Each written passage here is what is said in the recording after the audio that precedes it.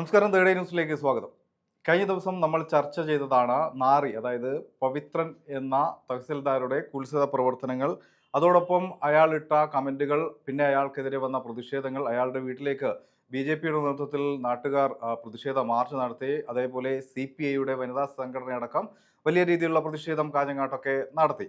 ഒടുവിൽ അയാൾക്കെതിരെ നടപടിയെടുക്കേണ്ട സാഹചര്യത്തിലേക്ക് സർക്കാർ എത്തി. റവന്യൂ വകുപ്പ് ഇപ്പോൾ അയാളെ പിരിച്ചുവിടും എന്ന നിലയിലേക്ക് എത്തിയിട്ടുണ്ട്. പറഞ്ഞു വരുന്നത്, ഇയാൾ ഇത്തരത്തിൽ കമന്റുകൾ ഇടുന്നത് പതിവാണ്. അതായത് നേരത്തെ ചന്ദ്രശേഖരൻ മന്ത്രിക്കെതിരെ വരെ ജാതി വെറി പൂണ്ടുകൊണ്ട് ഇത്തരത്തിൽ ഇയാൾ കമന്റുകൾ ഇട്ടിട്ടുണ്ട്.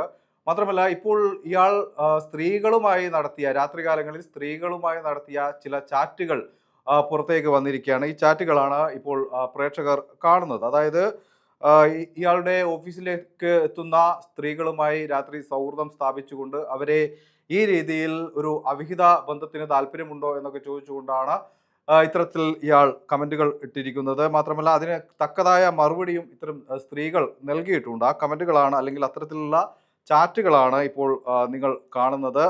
മാത്രമല്ല, ഇത്തരത്തിലുള്ള സ്ത്രീകൾ പറയുന്നുമുണ്ട്, നിങ്ങളെ അപമാനിക്കുക, നിങ്ങളുടെ കുടുംബത്തെ, ഭാര്യയും മക്കളെ ഓർത്തുകൊണ്ട് മാത്രമാണ് ഇത്തരം സ്ക്രീൻഷോട്ടുകൾ പുറത്തു വിടാത്തത് എന്നാണ് ഇത്തരത്തിൽ ചാറ്റ് ചെയ്ത സ്ത്രീകൾ ഇയാളോട് ദേഷ്യപ്പെട്ടുകൊണ്ട് പറയുന്നത്.